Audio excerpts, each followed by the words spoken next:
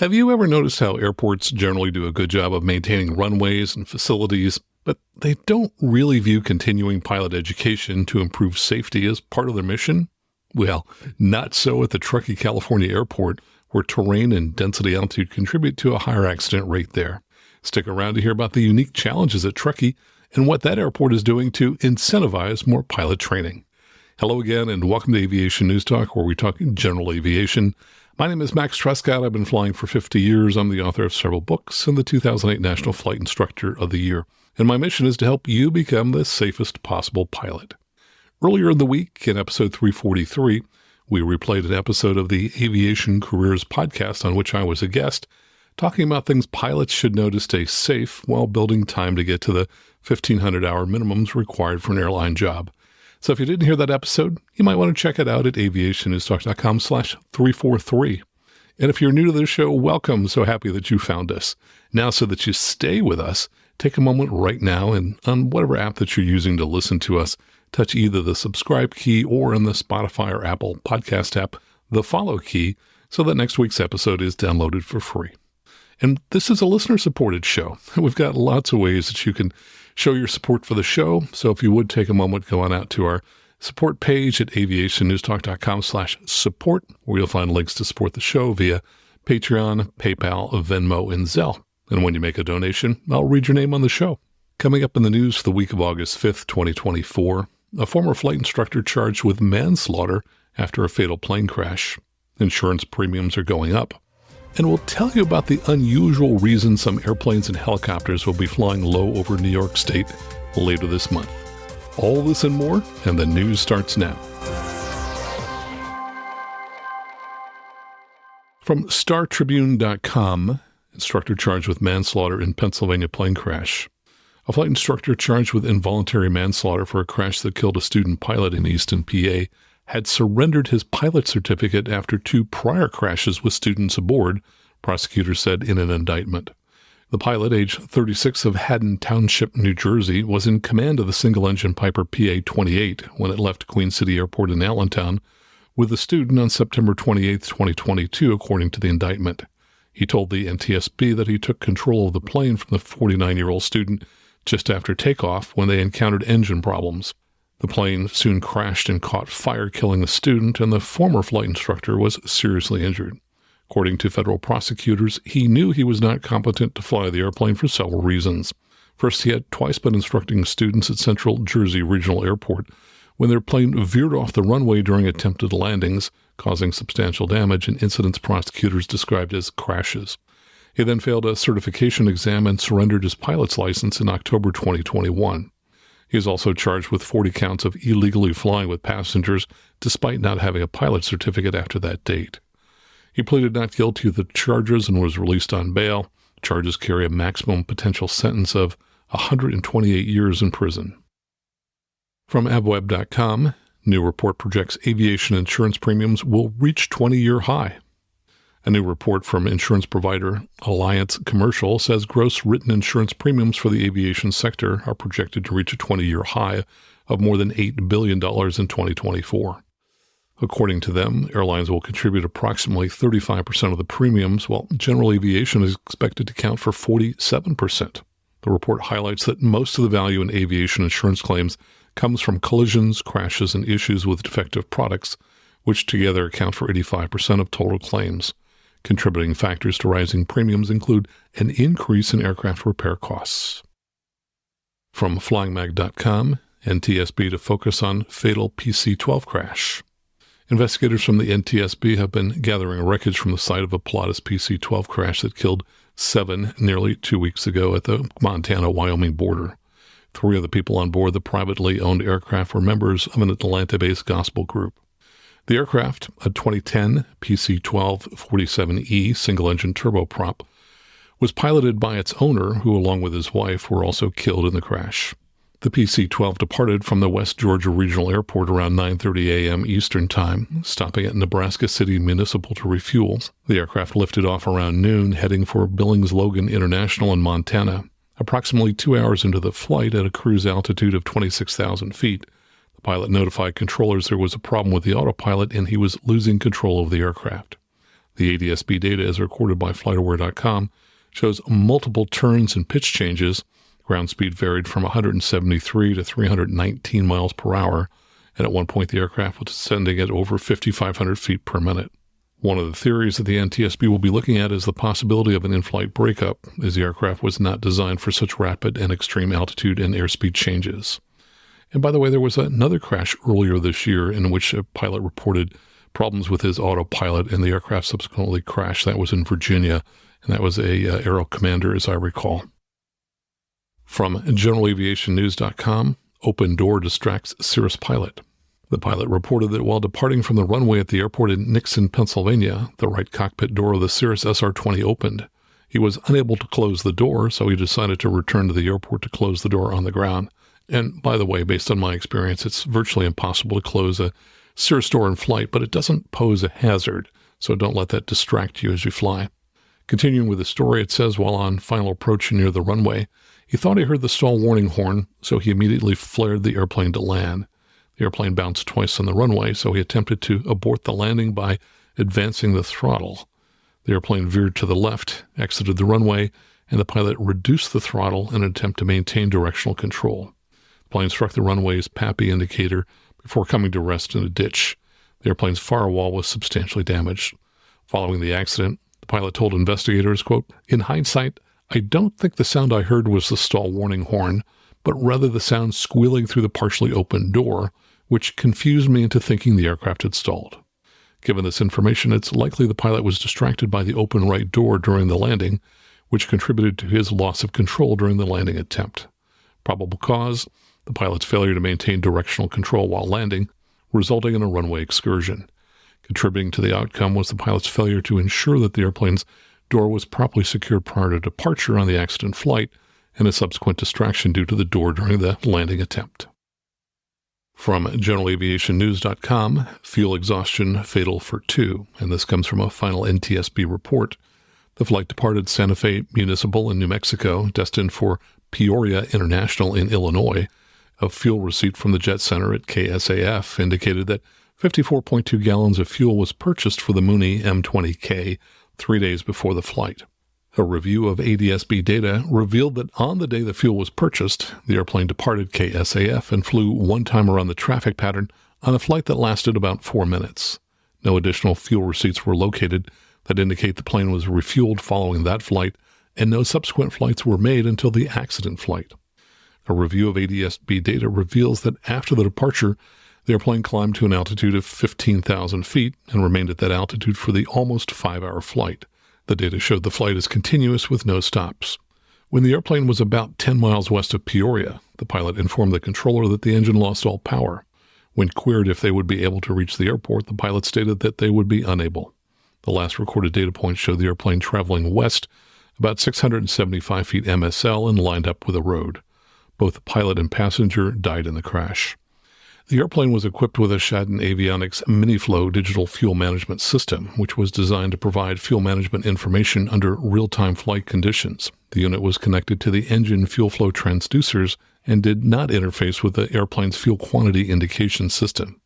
The unit required the pilot to enter the initial fuel on board the airplane, and all calculations and data provided by the unit were based on fuel flow and any provided navigational information. When power was applied to the unit, it displayed the gallons used as 64.9 gallons and the gallons remaining as 10.1 gallons. The unit did not retain data indicating the last time the system was reset to full fuel. Probable cause: a total loss of engine power due to fuel exhaustion. And I would add to that it's entirely possible that the pilot didn't enter the correct data into the fuel monitoring system. And also from generalaviationnews.com, CFI forgets to stop for fuel. And this comes from a final NTSB report. The CFI reported that he and the student pilot departed the short turf runway near Harrah, Oklahoma, with a low fuel load to practice landings at another airport. The flight instructor planned to refuel midway through the flight, but forgot to stop for fuel while observing that fuel quantity gauge indications were low during the flight. While the Cessna 150E climbed out during a go-round, the engine lost power due to fuel exhaustion. The CFI made a forced landing and the airplane hit trees, sustaining substantial damage to both wings. The student and CFI sustained minor injuries in the crash. The CFI attributed the in-flight fuel planning error to a lack of recent flight instructor experience and the distractions of a challenging training environment. Probable cause? The flight instructor's inadequate in-flight fuel planning that resulted in fuel exhaustion and a forced landing. From LoftDynamics.com, Loft Dynamics becomes the world's first VR flight simulation training device to receive FAA qualifications. Loft Dynamics, the global leader in virtual reality or VR flight simulation training devices, or FSTDs, announced that the FAA has qualified its VR simulator, the first FAA-qualified VR FSTD in the U.S. Helicopter pilots can now train and receive credit toward pilot ratings in a Loft Dynamics VR FSTD. And you may recall that I flew the Loft Dynamics H-125 helicopter simulator earlier this summer, and if you're interested in hearing more about it, check out episode 338 at aviationnewstalk.com/338. And from generalaviationnews.com, wake turbulence ends training flight. Now this comes from a NASA ASRS report written by the flight instructor. He wrote, continuing continuous left-closed traffic operations on runway 20 left at John Wayne Orange County Airport in California in a Cessna 172 with myself sitting left seat and students sitting right seat as they are training for CFI. An Airbus A320 was landing on the parallel runway 20 right, and we were advised to maintain visible separation and caution wake turbulence. We accepted and were cleared for the option runway 20 left. Airbus A320 continued to land and made it to runway 20 right, while we were turning base to final runway 20 left. Winds were reported and observed to be a right crosswind, so we altered our flight path to remain above that of the Airbus. And let me add something here. Standard wake turbulence guidance is to fly a flight path to a touchdown point beyond where a large aircraft touches down. So in this case, it sounds like this aircraft didn't do that. Continuing on, meanwhile, a 737 moved forward across runway 20 left and hold short of 20 right on Lima. This reaffirmed our decision to remain high to avoid jet blast as well as the landing Airbus's wake. Continuing the descent to land, stable and configured, aircraft encountered the onset of wake turbulence forces and began to roll right, uncommanded, directly above the 20 left threshold at approximately 75 to 100 feet AGL. I instructed the student to immediately initiate a go-around, to which there was a delayed reaction. Within 1 to 2 seconds after command was given, aircraft encountered substantially stronger wake turbulence forces and abruptly rolled uncommanded to the right, departing controlled flight rolling to approximately 40 degrees of bank and minus 10 degrees of nose pitch down. With students' delayed reaction to go around, I commanded my controls, which were not relinquished, causing me to forcefully take the controls with a continuous verbal command given in a raised voice. With forceful takeover of the controls, immediate full power was commanded to avoid contacting the ground and the 737 holding between the runways on Lima. Aircraft was on a collision course with the 737's left wing section, which was narrowly avoided after regaining controlled flight by a margin of 20 to 50 feet from the 737 and 15 to 30 feet from the ground. After successfully maneuvering to avoid collision, continued a recovery and climb back toward runway 20 left centerline as the aircraft made it roughly to the location of the runway 20 right Pappies at its further deviation. John Wayne Tower was then advised of the go-around and presence of severe wake turbulence. Tower acknowledged and was startled as well as they witnessed the occurrence and asked if we requested any assistance. Advised that we did not require assistance and no aircraft damage was observed. This type of wake turbulence incident has become so common, my flight school now recommends not using this airport for training operations when there is a right crosswind. And finally, from the new 961.com, which is a Buffalo radio station, low-flying planes and helicopters expected across New York. Don't be alarmed if you see low-flying planes and helicopters in the skies over New York State. They're all part of the state's wildlife oral rabies vaccination program. The New York State Department of Health and the U.S. Department of Agricultural, Animal, and Plant Health Inspection Service Wildlife Services, that's a mouthful, are teaming up together to participate in this wildlife vaccination program for rabies. Bait pellets will be distributed by aircraft and by workers on the ground during the month of August. Baiting has already begun in Jefferson County, and baiting is set to begin in Erie County and through parts of western New York starting on August 17th through August 21st. Officials with the health department warned people that they should not touch these tablets when they're dropped. Most packets will be eaten by wildlife within 4 days. Almost all baits will be gone within a week. If packets are not found and eaten, they will harmlessly dissolve, and the exposed vaccine will become inactivated. So another use of aircraft that I had not heard about. Coming up next, a few of my updates, including a discussion on a recent light twin-engine, single-engine emergency that didn't turn out well. And then later we'll talk with Jeff Menasco about the challenges of flying in and out of Truckee and what the airport is doing to improve pilot training there. All right here on the Aviation News Talk podcast.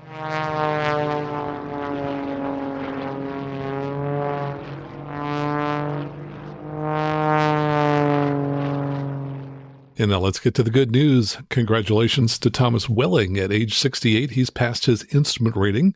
Way to go, sir. And if you've got good news to share, just send me an email by going out to aviationnewstalk.com and click on Contact at the top of the page. And now let's talk about the video of the week. This is really fascinating. It is infrared camera shot at night from a CHP helicopter that is chasing a suspect on foot in Sacramento, California. But it is not a normal foot chase. This guy is running across rooftops in a neighborhood, and here's the most amazing thing. He is leaping from one house roof to another, much like in some of the old movies that you may have seen. Now, the police are on the ground. They're too smart to risk their lives leaping through the air, so you definitely need to check that out. And to make it easier to view our videos of the week, I've created a link that's easy for you to remember, and that is go to aviationnewstalk.com/video. And while you're there on that same page, you'll find links that you can use to sign up to support the show via Patreon, PayPal, Venmo, or Zelle. So stop what you're doing now. Take 3 minutes to watch the video and to sign up to support the show at aviationnewstalk.com/video. And now from our What Were You Thinking department. This comes from 6abc.com, a TV station in Philadelphia. It says helicopter makes emergency landing in South Philadelphia after running low on fuel. Said that the pilot steered the aircraft onto Pier 82 near Christopher Columbus Boulevard at, get this, 3:30 a.m. when it was running low on fuel. It successfully landed near the historic SS United States, which is docked on the Delaware River. Police say everyone on board, including 3 men and a woman, were fine and not injured. It says police could not tell us where the helicopter was originally headed, but a flight tracking website shows the chopper left Newark Liberty International Airport at 2 a.m. Now I've looked at the ground track, and it originally left Chester County Airport earlier in the day. It looks like after they took off from Newark, they did a brief sightseeing tour along the Hudson River before turning toward Philadelphia. Now, after its unplanned landing at 3:30 in the morning, 4 hours later, it flew a short distance to Philadelphia International, where it stayed for about 40 minutes, and then flew back home to Chester County Airport. And by the way, this was a 2024 R-44, so a really brand new helicopter. And I pulled out my R-44 POH, since that's the helicopter I fly, and it says the low fuel warning indicates approximately 3 gallons of usable fuel. The engine will run out of fuel after 10 minutes of cruise power. So I imagine that's what happened. They got the low fuel warning because the descent was not a high-speed descent like you would expect from an auto rotation. So this was apparently not an air helicopter that had run out of fuel, but was getting close to running out. Of course, the big question in my mind, probably yours too, does it really make sense to be flying at between 2 and 3 a.m. in the morning? In other words, what were you thinking? Now, pilots make mistakes, and we make a lot more of them when we're fatigued. So this helicopter pilot is lucky the way things turned out. Now here's someone who was not so lucky. This comes from fox5dc.com. Virginia Flight School closes abruptly, leaving students out thousands of dollars. And it said this particular person had paid the American Aviation Flight School $100,000 up front for the career pilot package. And in an email to customers obtained by Fox 5, American Aviation Flight School explains, quote, "After reflection and exploring every possible scenario, we have come to the conclusion that there is no viable path forward." So if we haven't talked about this before, I strongly recommend not paying large amounts of money up front for flight training. This is the kind of thing that happens from time to time. If you want to hear just an amazing story about this, Google Silver State, which was a large helicopter school with locations across the U.S. in which many students lost hundreds of thousands of dollars. And from flightsafety.org, there was an accident on Tuesday when November 8095 uniform, an F-33A Bonanza, was destroyed when it crashed on takeoff from Sundance Airport, that's KHSD, near Oklahoma City. Now, sadly, all 4 people on board perished. This morning, there's more detail, which says the aircraft hit a bale of hay on takeoff and then crashed into the trees, which seems a little odd as the airport has a 5,000-foot-long concrete runway. So I'm guessing there's a little more to this story and that most likely the plane was having some other issues before it hit the bale of hay. And now let's talk about the light twin accident that I had mentioned earlier. The preliminary report is out. This was an aircraft that had a loss of a single engine, so it was flying on just one engine and had an accident in Ohio a couple of weeks ago. The accident is similar to a twin accident we talked about a few months ago that occurred at Steamboat Springs, Colorado. Like that aircraft, this plane made it to the airport, but then had a loss of control accident in the traffic pattern. Now, an important aspect of this accident is that the pilot arrived at the airport with 2,000 feet of altitude to spare and chose to descend in a circle to bleed off that altitude, which is a reasonable strategy. But this begs the question, where near the airport should you circle down if you're having some kind of engine problems? So think about where you would do that as we talk about this accident. The report says on July 19th, 2024, about 7:04 p.m. Eastern Time, a Beech B-60 aircraft, November 23553, was destroyed when it was involved in an accident near Vienna Center, Ohio. The private pilot and 2 passengers were fatally injured. Preliminary data and ADS-B track data obtained from the FAA revealed that the flight departed runway 17 at Plattsburgh International in Plattsburgh, New York, at 4:51 p.m., destined for John Glenn Columbus International Airport in Columbus, Ohio. The airplane proceeded to the southwest and climbed to 16,500 feet. About 50 miles northeast of Youngstown Warren Regional Airport, which is YNG, the pilot informed air traffic control that the airplane's left engine had lost power and he could not maintain altitude. The Arrival East Radar Controller, or YNG Tower, offered information on close-by airports. However, the pilot requested YNG and its longer 9,003-foot-long runway. While descending to YNG, the airplane circled near the approach end of runway 32. Then it proceeded along the center line of runway 32 while continuing to descend. About 3,000 feet from the departure end of the runway, the data indicated that the airplane was close to field altitude at a ground speed of 131 knots. At the end of the runway, the airplane turned left while at a ground speed of 95 knots. The airplane impacted terrain about a quarter mile west of the departure end of runway 32. A witness who was on YNG taxiway Delta observed the airplane in flight prior to the accident. He stated that the airplane circled near the approach end of runway 32, then proceeded with the approach down runway 32. The airplane was higher than normal when beginning the approach. As the airplane proceeded down the runway, it descended toward the runway. However, it did not touch down. At the end of runway 32, the airplane pitched up rapidly to the left and began to flip. So that flip was most likely a VMC roll, which occurs when a twin gets too slow and they're operating on just a single engine. The airplane then descended below his field of view and crashed. The wreckage was located on airport property. A post-accident fire consumed the majority of the wreckage. The landing gear was found in the extended down position. The pilot who owned and operated the airplane possessed both Canadian and U.S. FAA private pilot certificates with airplane single-engine land and airplane multi-engine land ratings. Recorded weather near the time of the accident included wind from 050 at 5, 10-mile visibility, and a few clouds at 5,500 feet above ground level. And here's what I saw when I looked at the ADS-B data on ADS-B Exchange. First, the airport field elevation is 1,191 feet, so remember 1,200 feet as I give you the aircraft altitudes. The altimeter setting at the time was 30.13 inches, so the altitudes I'll give you are corrected for that non-standard pressure. Now, the big issue I see is that after the aircraft arrived at the runway, it circled at a point fairly close to the runway threshold. And the problem with circling at that location is that to make the circling work out, the final circle to join the runway centerline would have to be flown fairly low to the ground. Think of it this way.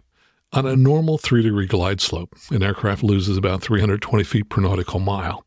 This aircraft still had one working engine, so it's likely he could have made a normal 3-degree approach to the airport. Now, imagine you're circling a mile from the runway threshold. As you made your final circle, you'd want to be at approximately 300 feet AGL as you rolled out onto the center line and onto the 3-degree glide path to the runway. Though with that 9,000-foot runway, you'd have lots of room to err on the high side. Now imagine that you're circling at just a quarter of a mile from the threshold. As you rolled out on your circle onto the center line, you'd need to be about 1/4 of 320 feet or at 80 feet AGL as you rolled out onto the center line. Now, most pilots would be extremely uncomfortable starting their last circle at about 600 feet AGL and rolling out of the circle at 80 feet AGL. Because during that circle, the ground would appear to be rushing up at you, and you'd have little margin for error if you got too low. So most pilots would roll out of a circle like this to join the runway at a much higher altitude, and that's essentially what happened to this aircraft. And the result was the plane was too high as it crossed the threshold. The aircraft was at 119 knots and 3,200 feet MSL, or 2,000 feet AGL, when it first reached the runway. It then immediately started a left turn. After completing one circle, the aircraft was at 2,600 feet, so it lost 600 feet in that circle, and it was still at 119 knots. At the end of the second circle, the aircraft was at 2,100 feet and 114 knots. At this point, the aircraft rolled out on runway heading, but it was just 0.23 miles from the threshold, and it was still at 900 feet AGL. Over the threshold, it was at 1,900 feet or 700 feet AGL and 123 knots. The last data point was almost halfway down the runway, and it was at 1,400 feet or 200 feet AGL and 132 knots. Now, the data doesn't capture what witnesses described, which is that at the end of the 9,000-foot runway, the airplane pitched up rapidly to the left and began to flip. Had the pilot made one more circle and lost another 600 feet, things probably would have worked out. However, the pilot would have been at 300 feet AGL as he rolled out of the turn, and most pilots would be understandably nervous circling that low to the ground. In engine-out situations, I've been taught two different ways to circle down. One would be to circle not at the runway numbers, but on the downwind beam of the numbers, often called the key position. That way you'd be flying something a lot closer to a traffic pattern, which may make things appear more familiar and easier to judge. The other method, which I like a lot, is to fly a figure eight back and forth across the center line at perhaps a mile or maybe slightly further from the runway threshold. The nice thing about flying that figure eight is that there are multiple opportunities in that maneuver to conclude that you're at the right height and that it's time to proceed to the runway to land. Also, you're never turned completely 180 degrees away from the runway heading and flying away from the airport. Instead, I make those turns away from the airport in the figure eight so that at most I'm flying a 135-degree angle away from the airport, which would be 45 degrees closer than flying directly away from the airport. Regardless of how you choose to maneuver when handling an engine out, you need to practice it often. Otherwise, if you haven't done it recently, you'll lack familiarity with the maneuver if you have to do it for real. So, sadly again, another light twin that lost one engine and the pilot apparently mismanaged the traffic pattern and then lost control. And hey, it's the beginning of the month. It's that time when, unfortunately, we lose a number of our supporters because their credit cards expire and they never go in to update them. So we're always looking for listeners like you to become supporters to help backfill for the supporters that we've lost at the end of the month. So if you would take a moment right now, head on out to aviationnewstalk.com/support, where you'll see 4 options for signing up to support the show. And of course, when you do, I'll read your name on the show. And speaking of having your name read on the show, aviation is a small community, so listen and see if you know any of these people who've signed up in the last week. My thanks to these 3 people who've signed up on Patreon, including Christopher R., Jim Mitchell, and someone who wants to remain anonymous. We also had a one-time donation from Vincent DeVille via Venmo, and we also had a one-time donation via Zelle from Christopher Vassell, who says that he flies a Bonanza out of Reed Hillview Airport in San Jose. My thanks to all of you for signing up to support the show. Coming up next, our conversation with Jeff Menasco about the Truckee Airport, all right here on the Aviation News Talk podcast.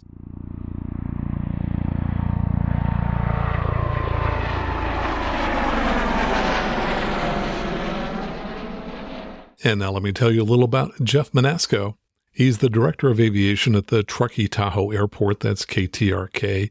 He previously served in the U.S. Air Force for over 28 years, where his numerous flying positions included squadron, group, and wing commander. He primarily flew the C-130E H&J aircraft, and he also has time in the T-34, the T-47, which is a King Air B-90, the C-21 Learjet 35, C-37, and C-40 737. In his last assignment, he was the Deputy Director of Operations for Air Mobility Command, responsible for operational policy and training for 1,100 mobility aircraft and aircrews. And now here's our conversation with Jeff Menasco. Jeff, welcome to the show. Great to have you here today. Thanks, Max. I'm looking forward to the conversation today. Thank you for having me. Well, you reached out to me after episode 322 when I was talking about an accident at Truckee. If you would, tell us about the Truckee Airport and what makes it challenging for pilots to get in and out of there. Yeah, well, it is a beautiful airfield and a beautiful environment, which generates the demand for folks to come up here. I view it as a graduate level, not a PhD level airport. And a lot of people say, quote unquote, it's dangerous. I wouldn't say the airfield is dangerous by any means, but there are some baked in risks, some hazards that you have to take into account anytime you fly up here. Starting just right at the top, where our field elevation is 5901. So depending on your aircraft power and performance and where you're used to flying, you're going to land with a high density altitude. Even on a standard day, you're landing at 5,900 feet. Today, the temperatures forecast, I think, to be 76 degrees. And we'll get a density altitude pushing probably 8,000, maybe higher. On really warm days, we'll get density altitudes over 9,000. So you're in the pattern altitude and your aircraft feels like it's flying around at 11, 12,000 feet. And that'll catch a lot of people off guard. The other piece is the terrain. We effectively sit in a bowl of mountains. And again, it's beautiful, but that creates challenges. So when we're in a marginal or an IFR environment, the approach minimums for weather are very high. There's no great approach to get in here. They're effectively more like IMC letdowns to a certain degree. And then with those mountainous features, there's just a lot of orthographic effects when it comes to winds. So every afternoon, particularly in the summer, we're going to get winds out of the southwest. Pretty much 220 at 15, gust 20 on a stronger day. There'll be 220 at 20, gust 30, gust 35. So high density altitude, no great approaches to get in here based on terrain, windy environment on a daily basis. And you throw in all the other mountain pieces of not lots of great options if you were to lose an engine on a single engine aircraft, weather, icing, lots of unique dynamics when it comes to weather. So those are the baked-in features every day, let alone what's going on with you, what's going on with your aircraft, what's going on with the airspace. If you take everything into account and a pilot sets their own limits before coming here and does their study and is prepared, it's a great place to fly. If you're not ready and don't take all those factors into account, particularly those big three I mentioned between the terrain, the weather, and the density altitude, which are present every day, if you don't take those into account, it can catch you off guard. We also get some white stuff up there. Tell us how much snow you can get in a single dump or throughout the entire winter. Yeah, absolutely. So this last winter, the 23-24 winter, we got about 30 feet of snow over the season. On our biggest dump, we got about 4.5 feet here on the airfield. So it took us about 3 full days to remove runways, taxiways, and hangar rows. The winter before, which was one of the biggest winters in 75 years, let me correct that. The big winter, the 23-24 winter, is when we got 30 feet. Last year, the 23-24 winter, we got about 15 feet. But it can be a doozy. And the way we attack snow is we'll start with the main runway, 1129, which is our long runway at 7,000 feet. Open up the taxiways and hangar rows. But in the winter, with the snow we get here, if you don't have a hangar, we don't have de-icing here, it can be a challenging environment. The good news is because of where we are in the Sierras, typically the weather is pretty good. So it's either snowing or it's a sunny bluebird day for enjoying the mountains and skiing. So great. Well, for folks who are not familiar with Truckee, why is it such a popular destination? Why do you get so many airplanes coming in and out of there? Absolutely. It is a beautiful area. We're about 5 miles north of Lake Tahoe, just on the east side of the Sierra Crest. And it is a recreational mecca for anyone that likes the outdoors. I think what makes Truckee Tahoe Airport a little bit different based on our geography is we're really close to the Bay Area. So being a 30 to 40 minute flight or a 3 to 4 hour car drive makes recreation in this area super popular with a population that enjoys the outdoors, and it's the backyard of the Sacramento / Bay Area. About 65% of all of our air traffic comes out of the Bay Area, just for reference. The next segment comes up from the Los Angeles area. The remaining 20-ish% can kind of be from anywhere, but it's the Bay Area and Southern California as the vast majority of our aircraft traffic, minus those that live here. Well, you and I got connected because I had mentioned back in episode 322 that the accident rate at Truckee is significantly higher than at my home airport, which frankly you'd expect since my airport's at sea level. Tell us about the accident history at Truckee and also about a comparison you did with it to another mountain airport. Yeah, absolutely. So last year, before your episode about the TBM accident in March, me and our chief of safety, Stacy Justinson, went through all the accidents. We started in 1996 and just kind of worked our way. And we looked at accidents that had a major injury, fatality, or aircraft loss. So over the 28-year window, there have been 24 accidents that kind of fall into those three categories. There were tail loops, aircraft that parted the runway, et cetera. But if there wasn't a major injury, fatality, or loss, we didn't count it. So those 24, there's a couple trend areas right off the top. 10 of those are piston aircraft, and most of them are some type of power loss or partial power loss. And of those 10 accidents, about half were high density altitude and gusty winds. So if there was a recipe to have an accident here, it's a piston aircraft, high density altitude in the afternoon with gusty winds. And of those, about half were lower time pilots. And, that's a judgment call is what you call lower time. We lumped anyone with less than 800 hours as a low time pilot. So that was 5 of the 10 for the piston high density altitude. The other trend that popped out of the 24 accidents, 6 of those are IFR. So, a quarter of our accidents are IFR. And of those 6 IFR accidents, all 6 had some type of visual obscuration. So whether it was fog, clouds, smoke, all, 6 for 6 had some type of visual obscuration. 5 of those 6 also were involved in some type of circling maneuver. It was not a straight in where they had an accident departing the final approach fix or in the flare. So 5 of the 6, and as I mentioned earlier, because we sit in a bowl of mountains, the approach with the lowest weather minimums is RNAV 20. So that's the preferred approach, and there's the least amount of terrain, but it brings you to, quote, the short runway, which is 4654 in length. So if you're flying an IFR aircraft, you're likely in some type of jet or a TBM or a Meridian, and particularly for your larger aircraft, your jet crowd, you're probably not going to want to land on the 4,600-foot runway. So fly the RNAV 20, and then you're going to circle 211 or 29. So 5 of the 6, some form of circling. Of those 6, 4 were loss of control, and 2 of them were crash into terrain. And of the 6, 3 were dark or dusk, which I think is interesting. And I think, and this is an important point. People look at sunset. You can look at civil twilight. You can look at nautical twilight to determine what it's like outside.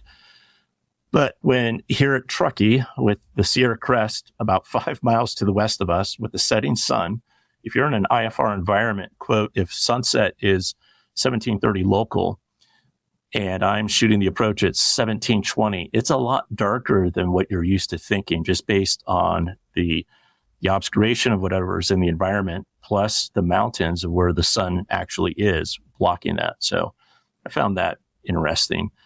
The other piece is of the 6 IFR accidents, half of them were, I'll say, in the missed approach or go around scenario. I lumped the TBM accident of the 30th of March of this year, would put it whether it was in the go around missed approach phase or perhaps circling. So that's kind of the other group that really sticks out, are those those 6 IFR, this is a circling environment just based on terrain. All of them, there's something in the environment that's impacting your visibility. Half of the time, it's in the evening, dusk, dark, and the go-around missed approach. And when you talk to airlines, when you talk to the FAA, as a former military pilot, the go-around missed approach is a challenging maneuver. And I would lump these missed approach go-arounds into the, quote, the surprise, like, oh, I'm not breaking out, we're going around. And if you're not mentally prepared for that, and you're not practicing them, you're not doing them in the sim, and most pilots aren't doing circling maneuvers regularly, there's a lot of stress. There's a high task load that impacts the pilot. And from these 6 IFR accidents that had some type of weather and all of them going on, that's a lot of airplane to be flying. And a lot of these accidents as well, 4 of the 6 were single pilot. If I'm flying single pilot in the weather, mountainous terrain, in a circling approach, and then I go missed approach, that's a lot going on. Not to say that a proficient pilot can't do that. And per the FAA, or Part 91, you certainly can. But I think it's really important from a risk management or ORM perspective to be very steely-eyed and very clear as the level of risk as a pilot you're accepting in a very objective way before you put yourself into that environment. And when we were talking before, I think this might be a good place to talk about at least my theory of flying. I've shared it throughout my military career. I put it into 4 categories of planning, judgment, skill, and luck. Planning is ground speed 0. You as the pilot, whether it's understanding your owner's manual, your technical orders, your takeoff and landing data, all of the ground speed 0 preparation before you take off. The next level down is judgment. Now you're in the aircraft, you're physically maneuvering through the space, or you're at engine start. But judgment, you don't control as much. And that is a mix of knowledge, which you have some control over, and experience. And experience is the act of flying and having those experiences. And pilots develop judgment at different rates. And it's a very individual absorption as to what's going on with your experiences. The next level down is skill. The only time I like to use skill is in the flare. And even there, I'm really trying to be in that judgment category. And there's lots of sayings, but skill is a place you don't want to be. And my definition of skill is I am in the moment. I'm not thinking about anything in the future. I'm just using all of my concentration, my ethos, everything about me right now to physically do something. While it sounds, quote, good to be doing that, it's fun. You always want to be in the judgment, thinking about what's coming up in the future, looking at the weather, looking at, I see roll caps over here, 150 miles in front of me. Now I need to be thinking about winds. And then I'll take it, the last level is luck. And luck is exactly what it sounds. And there's 2 categories. You've maxed your skill and you have nothing left to give but chicken bones voodoo and prayers. Or you have no idea that you're in this situation and you missed the goat on the mountaintop by 6 inches. So the 4 categories, again, planning, judgment, skill, luck. When you look at our IFR accidents and you look at the visual obscurations, the go-arounds, the circling, there's a lot that goes into that planning piece and a lot that goes into the judgment when you're flying into Truckee in some type of IFR environment. And if you back it up a little bit, as we're talking about the high density altitude and gusty winds, it's not as complex, but I think sometimes pilots get caught off guard, particularly if they're used to flying at lower field elevations and winds that are very predictable. If I pull up ATIS and it's information Charlie and winds are 220 at 8 gusts 12, here at Truckee, depending on where I'm at on the airfield, that may not be accurate on a regular basis, just based on the mountainous terrain, orthographic features, thermal uplifting, some bluffs. We can have all 4 windsocks going in 4 different directions. So it really is incumbent on that pilot, regardless of the amount of planning that they've done to prepare. There's a lot of judgment, even on a standard day here, that is a little bit different than other airfields. Now, I know that you had done a comparison with Truckee Airport to Mammoth Mountain. What did you find? What ways are they comparable? What ways were they different? Yeah, and just to be clear, it was not a perfect one-for-one, so this is not a scientific study by any means. But when I looked at Mammoth and Big Bear and Truckee, and I worked with our FAA safety representative to try to pull some trends, we were pretty comparable over the same period of time between Mammoth and Big Bear. A little bit different for Mammoth specifically. There were some, what I would say, IFR en route. I'm not talking 70, 80 miles from the airfield, but within 5 to 10 miles of Mammoth, where they had a higher accident rate. I think, again, this is just my hypothesis, is if you've flown there or been there, the terrain is significantly higher. There's a lot of 10, 12,000. Mount Whitney is right around the corner.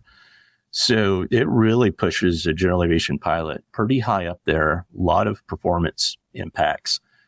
Here, it's still high altitude, but our terrain, generally speaking, is lower than the Mammoth environment. Again, those were the only differences that popped out. About the same number of accidents, but the character of the accidents changed a little bit.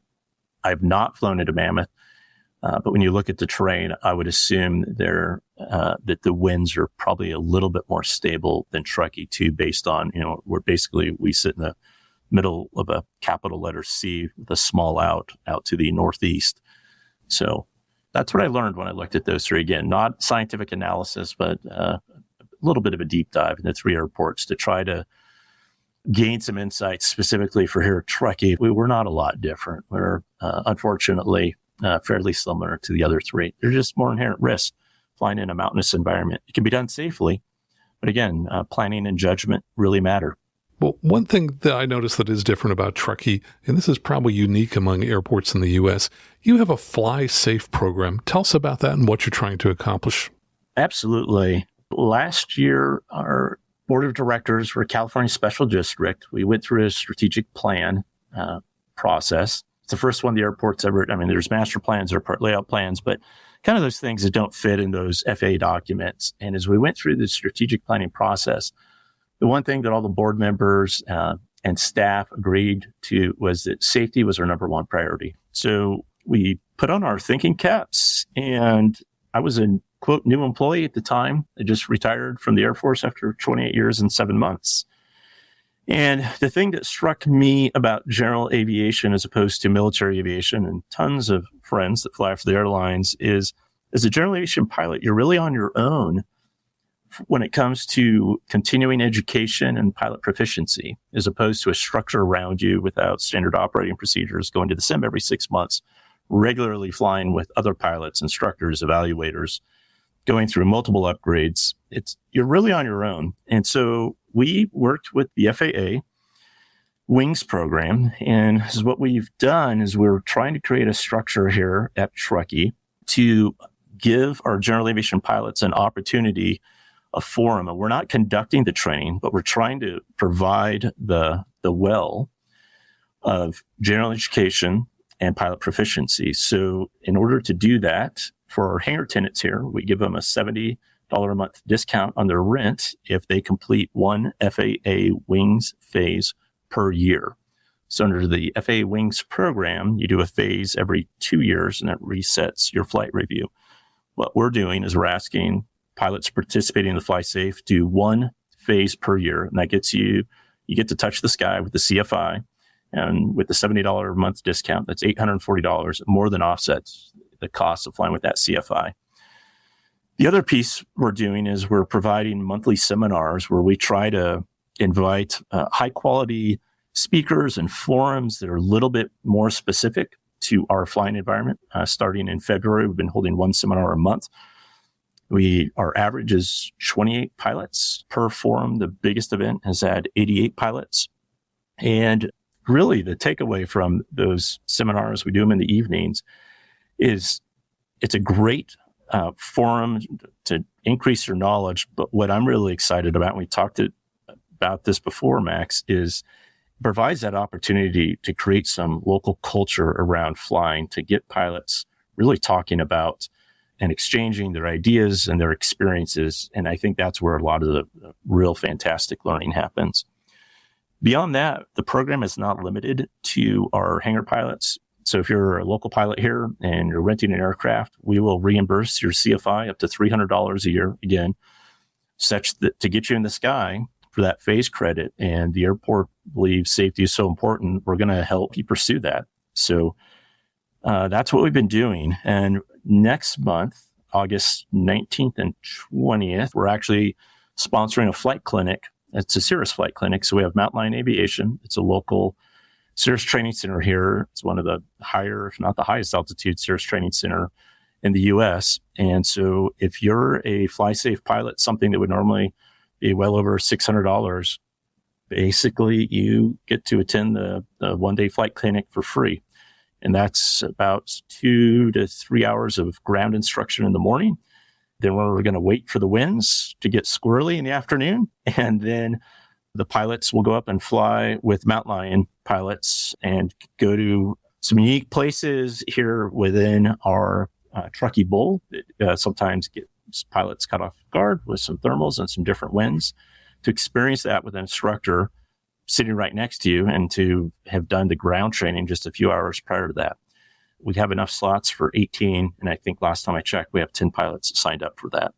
And this is the first. We're looking at some other opportunities to put on some flight clinics, but we're growing into this. So any ideas you have or anyone listening to this, please feel free to reach out, because we are passionate about this. And the board of directors is putting some financing towards it because it's our number one priority. That's great. I hope other airports are inspired to start doing similar kinds of programs.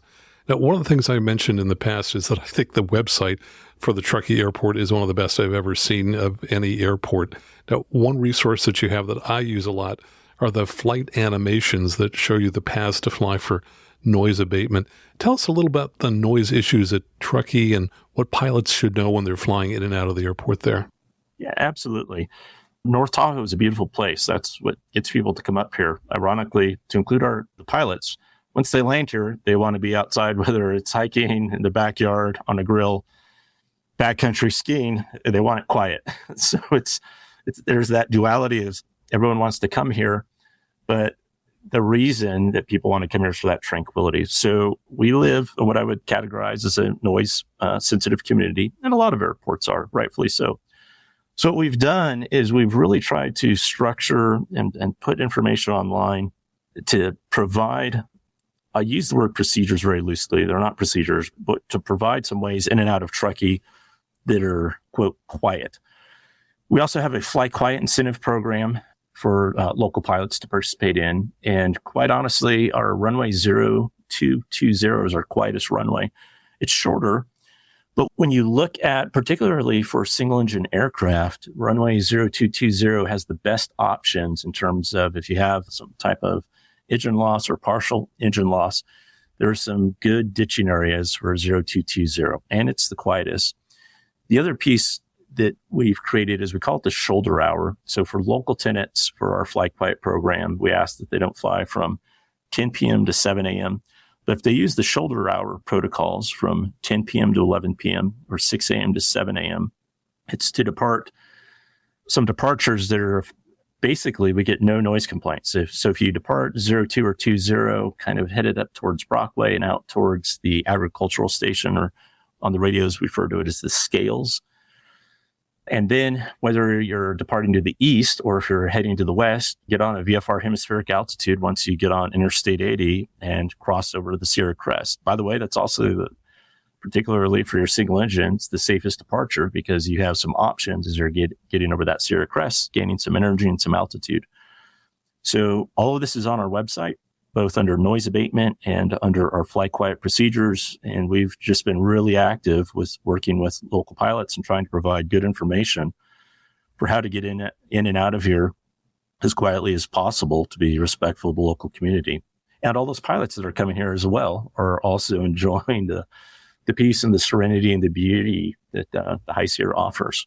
Well, speaking of useful things, I noticed that there's an emergency landing guide on the website, which I hadn't seen before. And it's kind of helpful and unique. I don't remember seeing one where essentially you're mapping out the different fields and open areas that pilots might land in an emergency. How did that map come about? Yeah, the map predates me. So the prior director of aviation, Hardy Bullock, worked with some of the local CFIs, went out, and I will say we mapped, but used a drone, walked the areas. And so like a lot of airports, there's kind of the, oh, hey, Max, what do you do, if you're departing off runway 1634, et cetera. So we tried to take some of that anecdotal knowledge that the different CFIs were using and put it onto paper, walk the ground, give some dimensions, and to publish it. And there's, I wouldn't say controversy, but there has been some concern, should we as a GA airport put this online? And our position has been yes. We're very clear that these are not surveyed, these are not FAA designated, emergency bailout areas. But for the local flying community, I think it's important that you don't have to be a longtime local that is friends with 3 or 4 different CFIs that knows all the hip pocket places that you can put your aircraft down. Particularly with an airfield at 5901 field elevation, I think it's a smart way for us to be good stewards of the airport. We don't tell pilots how to fly in the environment. There's anything and everything we can do to make this as safe as possible. We're going to do it. So that's where it came from. I think it's pretty cool. I totally agree. I really love it. And I hope other airports will consider creating a similar emergency landing guide to fields around the airport. It's really, really helpful. Absolutely. Now, I know you were a squadron commander. Tell us a little bit about the safety culture of squadrons and how that might apply to general aviation pilots. Of course. I was very fortunate. I was a C-130 squadron commander. I was also an operations group commander and a wing commander in the Air Force, all the flying organizations. But I think the heart of military aviation and some pieces and parts that can relate to general aviation is that culture. And in a flying squadron, when standards of deviance are accepted, and it's a wink, wink, nod, nod culture, it's very profound impacts. As humans, we respond beyond what the technical order says. We respond to those humans around us. And you're looking, when it comes to ego, when it comes to praise from peers, superiors, or those that you're leading, it's a very powerful human emotion draw. So what I did, and it's not unique to me in the military flying culture, but just to kind of give some of that experiences and how we really tried to amplify that is and we were C-130s, so we were in Tokyo, Japan. And a big piece of our mission was low flying and airdrop, whether it was equipment or personnel or supplies. And it's a challenging mission. So what we would do is every Friday we would have academics. And as a squadron commander, I was adamant I would be in the room with my leadership and all the crews of the squadron. So it'd be anywhere from 80 to 90 people. And we would provide academics on something that was a little bit unique or different that everyone was going to attempt to do next week. And we would spend anywhere from 15 to 30 minutes dissecting. We'd look at the procedures of what the book says. We would have some of our more senior instructors or weapons officers talking about it. What are parameters? How can you evaluate whether you executed this well? And then we tasked all of our mission commanders, and those are the pilots that would be leading the formations next week. And typically there's a morning formation, evening formation. So you would have anywhere from 8 to 10 formations in a week, typically of 3 to 4 aircraft. And then the following Friday, we would debrief that procedure that we had practiced that week.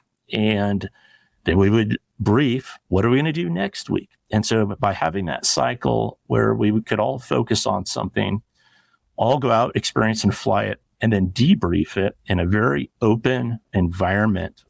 I would say non-judgmental, or it's what the FAA refers to as just culture. And to identify, hey, in the execution doing that, I messed this up. The book doesn't say this. There's different tactics, techniques, procedures. Nothing prepared me for X, Y, Z. I ended up over speeding the flaps, or whatever it happens to be.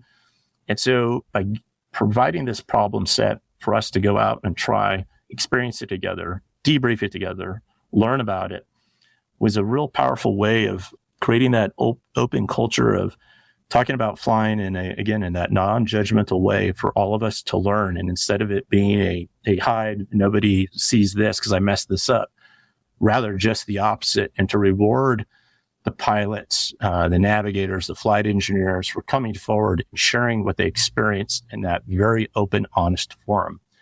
And it creates a very powerful culture of self-correction, wanting to be that aviator that's always learning, always improving their knowledge, and is not afraid to say, hey, I messed this up. The FAA's pursued this with a just culture. You can submit ASAPs. There's a lot of different ways and forums to do that. But I think it's a really powerful culture that does amazing things in aviation. And too often I see pilots say things or hear about things where something happens, they try to hide it. And it's just the opposite. What that pilot should be doing is saying, hey, look, I heard this. I thought it meant that. I messed this up. This is how you can be better, Max, or this is how you tell me, and this is how I can be better. But I think it's incumbent upon all of us to help each other be better aviators with that open culture of learning and non-judgment. It's very powerful. And so back to the Fly Safe program, one of the hidden gems, and it's not in our policy documents, is creating that environment on a monthly basis. Odds come together. We talk about something that relates to all of us. And we get to share those experiences and then hopefully learn from each other and holding each other a little bit. I don't say accountable as a finger pointing, but holding each other accountable in terms of always learning to be better aviators. You don't just, quote, get that certification and you're done growing, learning. If there's anything about aviation, every flight, every sortie is a learning opportunity if treated appropriately. That's how I see the Fly Safe culture of a flying squadron kind of all fitting together, and whatever we can do to help recreate a little bit of that here at Truckee Tahoe Airport, I think is nothing but a win. So that's my theory of how it all fits together, Max. I'll tell you in a couple of years how good we do it. Well, we definitely will have you back, hopefully sooner than a couple of years, to find out how it's working. And we've kind of gone full circle here. You started talking about how general aviation pilots don't have a structured learning environment, and that's what you had in the squadron, and of course what you're trying to create through the Fly Safe program. Where do pilots go to find out more about the Truckee Airport?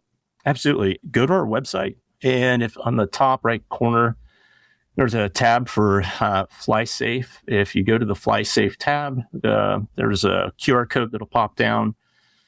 There's some information on how to participate. There's a list of all the events.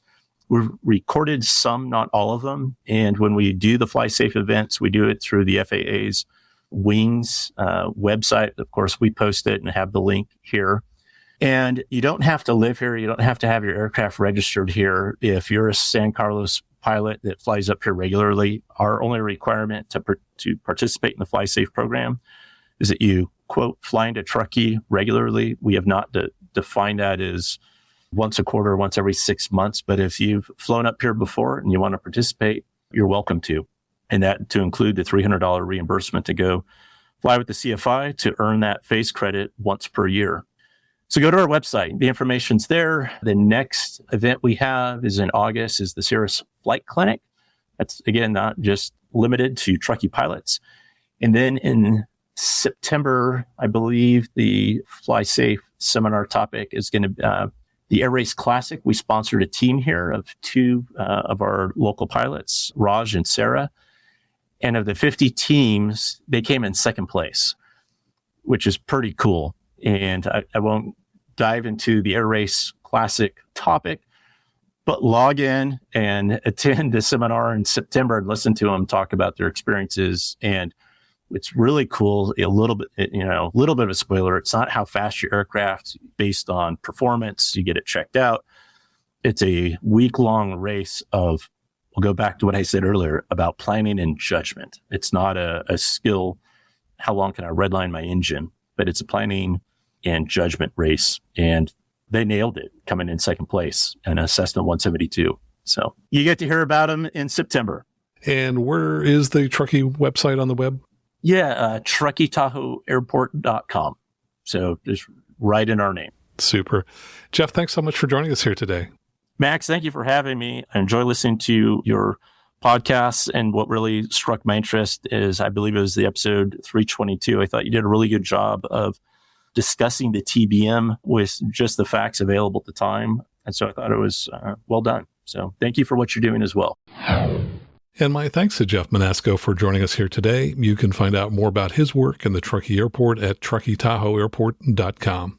And just a quick reminder, if you're thinking you might be buying a new headset soon, please consider buying a Lightspeed headset. They are my favorite headset, the only ones I've used for over 25 years, and I highly recommend them. And Lightspeed is willing to help support the show anytime you buy a new headset directly from them, but only if you first go to aviationnewstalk.com/Lightspeed. And from there, go to their website. And if you do that, they'll send us a check to help support the show. Thanks so much. And just remember aviationnewstalk.com/Lightspeed. And of course, I love hearing from you. If you have any feedback about the show, for example, do you like the new video of the week we're doing or any other kinds of things? Let me know. Go on out to aviationnewstalk.com and click on Contact at the top of the page and offer any advice you have for improving the show. And of course, one of the best ways you can help us is to tell not just one or two friends, tell all of your aviation friends about Aviation News Talk and encourage them to subscribe to the show. So until next time, fly safely, have fun, and keep the blues sign up, and remember that you can always go around.